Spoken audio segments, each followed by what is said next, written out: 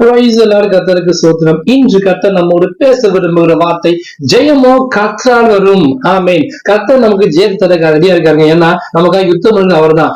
உங்களுக்கு கர்த்தருக்காக யுத்தம் பண்ணா சொல்லுங்க. யுத்தத்தை எப்ப நம்ம கர்த்தர்ட்ட கொடுக்குறோமோ, எந்த பிரச்சனைகள், போராட்டங்கள், உபத்திரம், என்ன கண்ணிகள், வியாதிகள், விளைவுகள் எது வந்தாலும் எல்லாத்தையும் நம்ம ஃபேஸ் பண்றத விட அதை கர்த்தர்ட்ட ஒப்பு கொடுத்து கர்த்தர் மேல் பாரத்தை வைத்துன்னு சொல்லிருக்காங்க இல்லையா, அவர்கிட்ட ஒப்பு கொடுத்தோம்னா அவர் நமக்காக யுத்தம் பண்ணுற தேவனா இருக்காரு.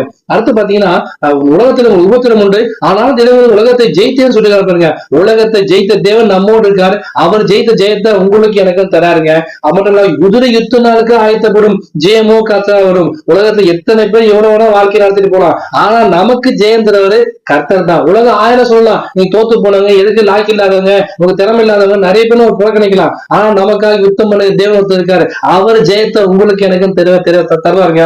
தேவனால் பிறப்பெல்லாம் உலகத்தை ஜெயிக்கணும்னு சொல்லிருக்காங்க இல்லையா, அந்த வசந்த பிரகாரமாக எப்ப நம்ம கர்த்தரை சொந்த ஏற்றுக்கொண்டு ஞானஸ்தானம் எடுத்து புது சிருஷ்டியா மாறுமோ, தேவனுக்குள் புதுசா பிறக்கிறோமோ, அப்போ தேவனால் பிறந்த நீங்க நானும் ஜெயாளிகள். தேவனால் பிறப்பெல்லாம் உலகத்தை ஜெயிக்கும். நம்முடைய விசுவாசமே உலகத்தை ஜெயிக்கிற ஜெயம். விசுவாசோடு எனக்கு என்ன பிரச்சனைகள் போராட்டம், யார் எனக்கு எடுத்து வந்தாலும் பரவாயில்ல, எனக்கு இதெல்லாம் எத்தனை பேர் எழுப்பினாலும் பரவாயில்ல, எவ்வளவு போராட்டம் வந்தாலும் பரவாயில்ல, எல்லாவற்றையும் தாங்கி நான் ஜெயிப்பேன்னு கர்த்தர் என்னோடு இருக்காரு, கர்த்தர் நீ ஜெயிக்க வைப்பான்னு சொல்லி முழு நிச்சயமா விசுவாசத்தை கர்த்தர் மேல வைங்க.